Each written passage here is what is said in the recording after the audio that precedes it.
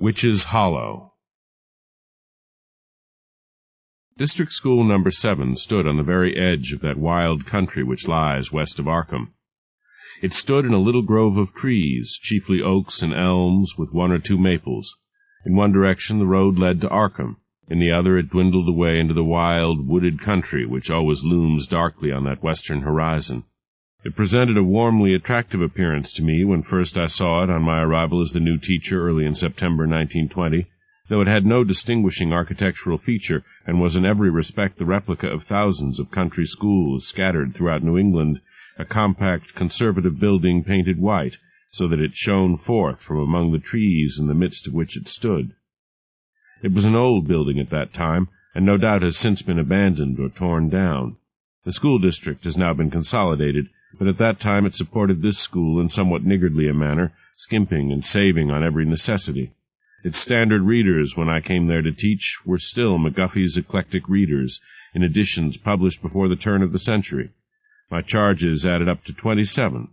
There were Allens and Whateleys and Perkinses, Dunlocks and Abbotts and Talbots, and there was Andrew Potter. I cannot now recall the precise circumstances of my especial notice of Andrew Potter. He was a large boy for his age, very dark of mien, with haunting eyes and a shock of tousled black hair. His eyes brooded upon me with a kind of different quality which at first challenged me, but ultimately left me strangely uneasy.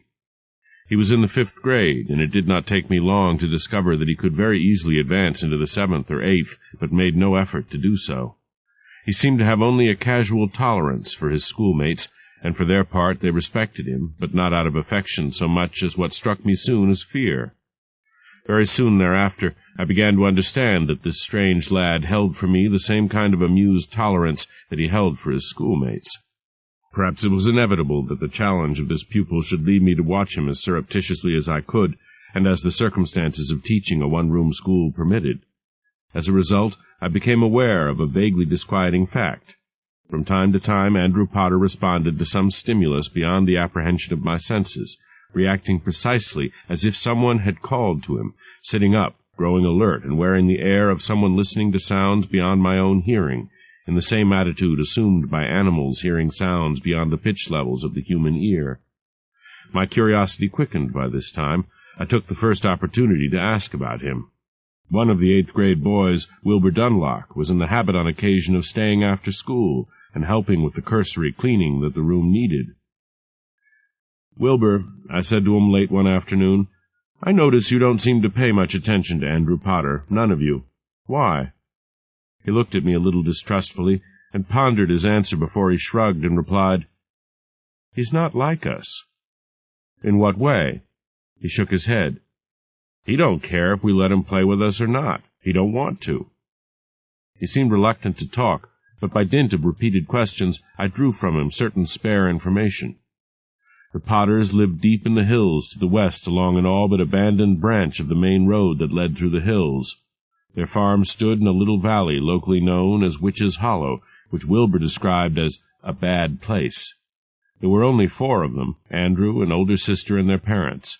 They did not mix with other people of the district, not even with the Dunlocks, who were their nearest neighbors, living but half a mile from the school itself, and thus perhaps 4 miles from Witch's Hollow, with woods separating the 2 farms. More than this he could not, or would not, say. About a week later, I asked Andrew Potter to remain after school. He offered no objection, appearing to take my request as a matter of course. As soon as the other children had gone, he came up to my desk and stood there waiting, his dark eyes fixed expectantly on me, and just the shadow of a smile on his full lips. "I've been studying your grades, Andrew," I said, "and it seems to me that with only a little effort you could skip into the 6th, perhaps even the 7th grade. Wouldn't you like to make that effort?" He shrugged. "What do you intend to do when you get out of school?" He shrugged again. "Are you going to high school in Arkham?" He considered me with eyes that seemed suddenly piercing in their keenness, all lethargy gone. "Mr. Williams, I'm here because there's a law says I have to be," he answered. "There's no law says I have to go to high school." "But aren't you interested?" I pressed him. "What I'm interested in doesn't matter. It's what my folks want that counts." "Well, I'm going to talk to them," I decided on the moment. Come along, I'll take you home." For a moment something like alarm sprang into his expression, but in seconds it diminished and gave way to that air of watchful lethargy so typical of him. He shrugged and stood waiting while I slipped my books and papers into the school bag I habitually carried. Then he walked docilely to the car with me and got in, looking at me with a smile that could only be described as superior. We rode through the woods in silence, which suited the mood that came upon me as soon as we had entered the hills, for the trees pressed close upon the road, and the deeper we went, the darker grew the wood, perhaps as much because of the lateness of that October day as because of the thickening of the trees. From relatively open glades we plunged into an ancient wood, and when at last we turned down the side road, little more than a lane, to which Andrew silently pointed, I found that I was driving through a growth of very old and strangely deformed trees. I had to proceed with caution. The road was so little used that underbrush crowded upon it from both sides, and, oddly, I recognized little of it for all my studies in botany, though once I thought I saw saxifrage, curiously mutated. I drove abruptly without warning into the yard before the Potter house. The sun was now lost behind the wall of trees, and the house stood in a kind of twilight. Beyond it stretched a few fields strung out up the valley. In one there were corn shocks, in another stubble, in yet another pumpkins. The house itself was forbidding, low to the ground, with half a second story, gambrel-roofed, with shuttered windows, and the outbuildings stood gaunt and stark, looking as if they had never been used. The entire farm looked deserted. The only sign of life was in a few chickens that scratched at the earth behind the house. Had it not been that the lane along which we had traveled ended here, I would have doubted that we had reached the Potter house. Andrew flashed a glance at me, as if he sought some expression on my face to convey to him what I thought. Then he jumped lightly from the car, leaving me to follow. He went into the house ahead of me. I heard him announce me. "Brought the teacher, Mr. Williams." There was no answer. Then abruptly I was in the room, lit only by an old-fashioned kerosene lamp, and there were the other 3 Potters, the father, a tall, stoop-shouldered man, grizzled and graying, who could not have been more than 40, but looked much, much older, not so much physically as psychically, the mother, an almost obscenely fat woman, and the girl, slender, tall, and with that same air of watchful waiting that I had noticed in Andrew. Andrew made the brief introductions, and the 4 of them stood or sat, waiting upon what I had to say, and somewhat uncomfortably suggesting in their attitudes that I say it and get out. "I wanted to talk to you about Andrew," I said. "He shows great promise, and he could be moved up a grade or 2 if he'd study a little more." My words were not welcomed. "I believe he's smart enough for 8th grade, I went on, and stopped. "If he is in 8th grade," said his father, "he'd be having to go to high school 'fore he is old enough to get out of going to school. That's the law. They told me." I could not help thinking of what Wilbur Dunlop had told me of the reclusiveness of the Potters, and as I listened to the elder Potter and thought of what I had heard, I was suddenly aware of a kind of tension among them and a subtle alteration in their attitude. The moment the father stopped talking, there was a singular harmony of attitude. All 4 of them seemed to be listening to some inner voice, and I doubt that they heard my protest at all. "You can't expect a boy as smart as Andrew just to come back here," I said. "Here's good enough," said old Potter. "Besides, he's ours, and don't ye go talking about us now, Mr. Williams." He spoke with so latently menacing an undercurrent in his voice that I was taken aback. At the same time I was increasingly aware of a miasma of hostility, not proceeding so much from any one or all 4 of them, as from the house and its setting themselves. End of Side 1. To continue, turn the cassette over. Side 2. The Shuttered Room and Other Tales of Terror by H.P. Lovecraft and August Derleth, continuing with Witch's Hollow on page 54. "Thank you," I said. "I'll be going." I turned and went out, Andrew at my heels. Outside, Andrew said softly, "You shouldn't be talking about us, Mr. Williams. Pa gets mad when he finds out. You talk to Wilbur Dunlop." I was arrested at getting into the car. With one foot on the running board, I turned. "Did he say so?" I asked. He shook his head. "You did, Mr. Williams," he said, and backed away. It's not what he thinks, but what he might do." Before I could speak again, he had darted into the house. For a moment I stood undecided, but my decision was made for me.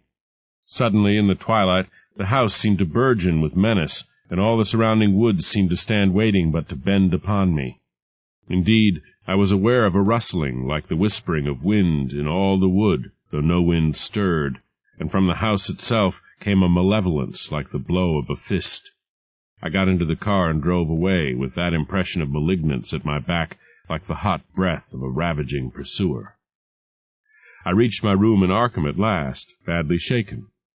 Seen in retrospect, I had undergone an unsettling psychic experience. There was no other explanation for it. I had the unavoidable conviction that, however blindly, I had thrust myself into far deeper waters than I knew, and the very unexpectedness of the experience made it the more chilling.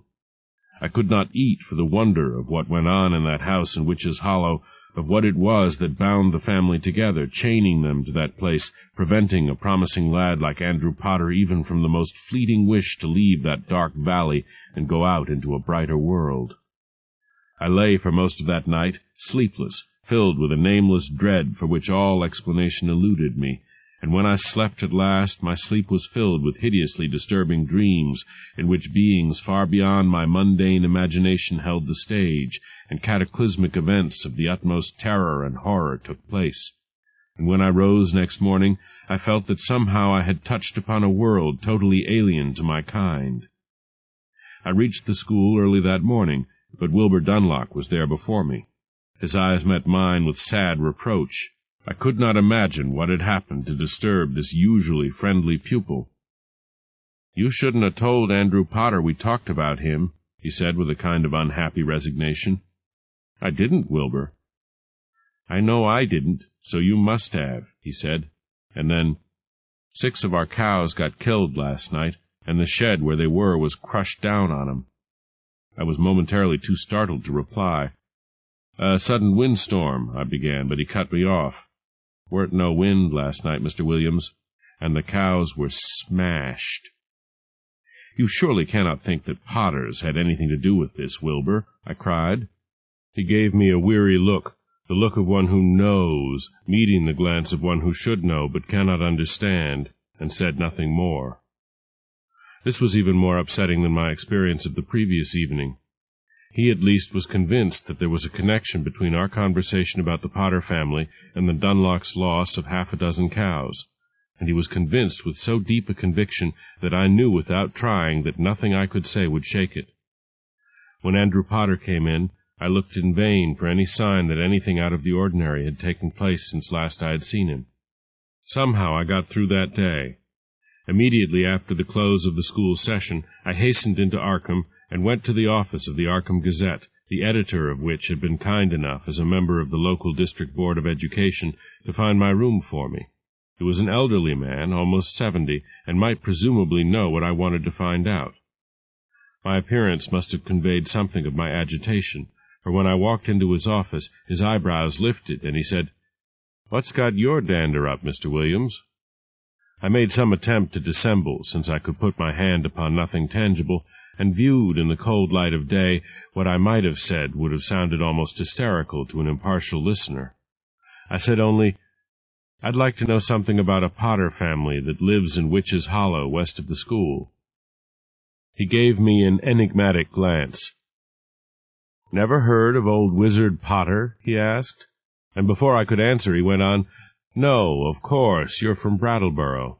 We could hardly expect Vermonters to know about what goes on in the Massachusetts back country. He lived there first. An old man when I first knew him, and these Potters were distant relatives, lived in Upper Michigan, inherited the property, and came to live there when Wizard Potter died." "But what do you know about them?" I persisted. "Nothing but what everybody else knows," he said. "When they came, they were nice, friendly people. Now they talk to nobody, seldom come out, and there's all that talk about missing animals from the farms in the district. The people tie that all up." Thus begun, I questioned him at length. I listened to a bewildering enigma of half-told tales, hints, legends, and lore utterly beyond my comprehension. What seemed to be incontrovertible was a distant cousinship between Wizard Potter and one Wizard Whately of nearby Dunwich. A bad lot, the editor called him, the solitary way of life of old Wizard Potter, and the incredible length of time he had lived, the fact that people generally shunned Witch's Hollow. What seemed to be sheer fantasy was the superstitious lore that Wizard Potter had called something down from the sky, and had lived with him or in him until he died, that a late traveler, found in a dying state along the main road, had gasped out something about that thing with the feelers, slimy, rubbery thing with the suckers on its feelers that came out of the woods and attacked him, and a good deal more of the same kind of lore. When he finished, the editor scribbled a note to the librarian at Miskatonic University in Arkham and handed it to me. "Tell him to let you look at that book. You may learn something." He shrugged. "And you may not. Young people nowadays take the world with a lot of salt." I went supperless to pursue my search for the special knowledge I felt I needed if I were to save Andrew Potter for a better life, for it was this rather than the satisfaction of my curiosity that impelled me. I made my way to the library of Miskatonic University, looked up the librarian, and handed him the editor's note. The old man gave me a sharp look, said, "Wait here, Mr. Williams," and went off with a ring of keys, so the book, whatever it was kept under lock and key. I waited for what seemed an interminable time. I was now beginning to feel some hunger, and to question my unseemly haste, and yet I felt that there was little time to be lost, though I could not define the catastrophe I hoped to avert. Finally the librarian came, bearing an ancient tome, and brought it around and to a table within his range of vision. The book's title was in Latin, Necronomicon, though its author was evidently an Arabian, Abdul al-Hazred, and its text was in somewhat archaic English. I began to read with interest, which soon turned to complete bewilderment. The book evidently concerned ancient alien races, invaders of Earth, great mythical beings called Ancient Ones and Elder Gods, with outlandish names like Thulu and Hastur, Shub-Niggurath and Azathoth, Dagon and Ithaqua, and Wendigo and Thuga, all involved in some kind of plan to dominate Earth and served by some of its peoples, the Cho-Cho and the Deep Ones and the like. It was a book filled with cabalistic lore, incantations, and what purported to be an account of a great interplanetary battle between the Elder Gods and the Ancient Ones, and of the survival of cults and servitors in isolated and remote places on our planet, as well as on sister planets. What this rigmarole had to do with my immediate problem, with the ingrown and strange Potter family and their longing for solitude and their antisocial way of life, was completely beyond me. How long I would have gone on reading, I do not know. I was interrupted presently by the awareness of being studied by a stranger who stood not far from me, with his eyes moving from the book I was busy reading to me. Having caught my eye, he made so bold as to come over to my side. "Forgive me," he said, "but what in this book interests a country school teacher?" "I wonder now myself," I said. He introduced himself as Professor Martin Keene. "I may say, sir," he added, "that I know this book practically by heart." A farrago of superstition. "Do you think so?" "Emphatically." "You have lost the quality of wonder, Mr. Williams. Tell me, if you will, what brought you to this book." I hesitated, but Professor Keene's personality was persuasive and inspired confidence. "Let us walk, if you don't mind," I said. He nodded. I returned the book to the librarian and joined my newfound friend. Haltingly, as clearly as I could, I told him about Andrew Potter, the house and Witch's Hollow, my strange psychic experience, even the curious coincidence of Dunlock's cows. To all this he listened without interruption, indeed with a singular absorption. I explained at last that my motive in looking into the background of Witch's Hollow was solely to do something for my pupil. "A little research," he said, "would have informed you that many strange events have taken place in such remote places as Dunwich and Innsmouth, even Arkham and Witch's Hollow," he said when I had finished. "Look around you at these ancient houses with their shuttered rooms and ill-lit fanlights. How many strange events have taken place under those gambrel roofs? We shall never know, but let us put aside the question of belief. One may not need to see the embodiment of evil to believe in it, Mr. Williams. I should like to be of some small service to the boy in this matter. May I? By all means. It may be perilous, to you as well as to him. I am not concerned about myself, but I assure you it cannot be any more perilous to the boy than his present position. Even death for him is less perilous. You speak in riddles, Professor. Let it be better so, Mr. Williams. But come, we are at my residence. Pray come in. We went into one of those ancient houses of which Professor Keene had spoken. I walked into the musty past, for the rooms were filled with books and all manner of antiquities. My host took me into what was evidently his sitting-room, swept a chair clear of books, and invited me to wait while he busied himself on the second floor. He was not, however, gone very long, not even long enough for me to assimilate the curious atmosphere of the room in which I waited. When he came back, he carried what I saw at once were objects of stone, roughly in the shape of 5-pointed stars. He put 5 of them into my hands.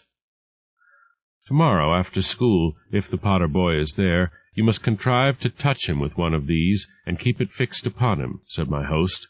There are 2 other conditions. You must keep one of these at least on your person at all times, and you must keep all thought of the stone and what you are about to do out of your mind. These beings have a telepathic sense, an ability to read your thoughts. Startled, I recalled Andrew's charging me with having talked about them with Wilbur Dunlock. Should I not know what these are? I asked. If you can abate your doubts for the time being, my host answered with a grim smile. These stones are among the thousands bearing the seal of Rilye, which closed the prisons of the ancient ones. They are the seals of the elder gods. Professor Keene, the age of superstition is past, I protested. Mr. Williams, the wonder of life and its mysteries is never past, he retorted. If the stone has no meaning, it has no power. If it has no power, it cannot affect young Potter, and it cannot protect you. From what? From the power behind the malignance you felt at the house in Witch's Hollow, he answered. Or was this, too, superstition? He smiled. You need not answer. I know your answer. If something happens when you put the stone upon the boy, he cannot be allowed to go back home. You must bring him here to me. Are you agreed? Agreed, I answered. That next day was interminable, not only because of the imminence of crisis, but because it was extremely difficult to keep my mind blank before the inquiring gaze of Andrew Potter. Moreover, I was conscious as never before of the wall of pulsing malignance at my back, emanating from the wild country there, a tangible menace hidden in a pocket of the dark hills. But the hours passed, however slowly, and just before dismissal I asked Andrew Potter to wait after the others had gone. And again he assented with that casual air tantamount almost to insolence, so that I was compelled to ask myself whether he were worth saving as I thought of saving him in the depths of my mind. But I persevered. I had hidden the stone in my car, and once the others were gone, I asked Andrew to step outside with me. At this point I felt both helpless and absurd. I, a college graduate, about to attempt what for me seemed inevitably the kind of mumbo-jumbo that belonged to the African wilderness. But for a few moments, as I walked stiffly from the schoolhouse toward the car, I almost flagged, almost simply invited Andrew to get into the car to be driven home. But I did not. I reached the car with Andrew at my heels, reached in, seized a stone to slip into my own pocket, seized another, and turned with lightning rapidity to press the stone to Andrew's forehead. Whatever I expected to happen, it was not what took place. For, at the touch of the stone, an expression of the utmost horror shone in Andrew Potter's eyes. In a trice this gave way to poignant anguish. A great cry of terror burst from his lips. He flung his arms wide, scattering his books, wheeled as far as he could with my hold upon him, shuddered and would have fallen had I not caught him and lowered him, foaming at the mouth, to the ground. And then I was conscious of a great cold wind which whirled about us and was gone, bending the grasses and the flowers, rippling the edge of the wood, and tearing away the leaves at the outer band of trees. Driven by my own terror, I lifted Andrew Potter into the car, laid the stone on his chest, and drove as fast as I could into Arkham, 7 miles away. Professor Keene was waiting, no whit surprised at my coming, and he had expected that I would bring Andrew Potter, for he had made a bed ready for him, and together we put him into it, after which Keene administered a sedative. Then he turned to me. "Now then, there's no time to be lost. They'll come to look for him, the girl probably first. We must get back to the schoolhouse at once." But now the full meaning and horror of what had happened to Andrew Potter had dawned upon me, and I was so shaken that it was necessary for Keene to push me from the room and half drag me out of the house. And again, as I set down these words so long after the terrible events of that night, I find myself trembling with that apprehension and fear which seize hold of a man who comes for the first time face to face with the vast unknown, and knows how puny and meaningless he is against that cosmic immensity. I knew in that moment that what I had read in that forbidden book at the Miskatonic Library was not a farrago of superstition, but the key to a hitherto unsuspected revelation, perhaps far, far older than mankind in the universe. I did not dare to think of what Wizard Potter had called down from the sky. I hardly heard Professor Keene's words as he urged me to discard my emotional reaction and think of what had happened in scientific, more clinical fashion. After all, I had now accomplished my objective. Andrew Potter was saved. But to ensure it, he must be made free of the others who would surely follow him and find him. I thought only of what waiting horror that quartet of country people from Michigan had walked into when they came to take up possession of the solitary farm in Witch's Hollow. I drove blindly back to the school. There, at Professor Keene's behest, I put on the lights and sat with the door open to the warm night while he concealed himself behind the building to wait upon their coming. I had to steel myself in order to blank out my mind and take up that vigil. On the edge of night, the girl came. And after she had undergone the same experience as her brother and lay beside the desk, the star-shaped stone on her breast, their father showed up in the doorway. All was darkness now, and he carried a gun. He had no need to ask what had happened. He knew. He stood wordless, pointed to his daughter and the stone on her breast, and raised his gun. His inference was plain. If I did not remove the stone, he meant to shoot. Evidently this was the contingency the professor expected, for he came upon Potter from the rear and touched him with the stone. Afterward we waited for 2 hours, in vain for Mrs. Potter. "She isn't coming," said Professor Keene at last. "She harbors the seed of its intelligence. I had thought it would be the man." "Very well. We have no choice. We must go to Witch's Hollow. These two can be left here." We drove through the darkness, making no attempt at secrecy, for the professor said the thing in the house in the hollow knew we were coming, but could not reach us past the talisman of the stone. We went through that close, pressing forest, down the narrow lane where the queer undergrowth seemed to reach out toward us in the glow of the headlights, into the Potter yard. The house stood dark, save for a wan glow of lamplight in one room.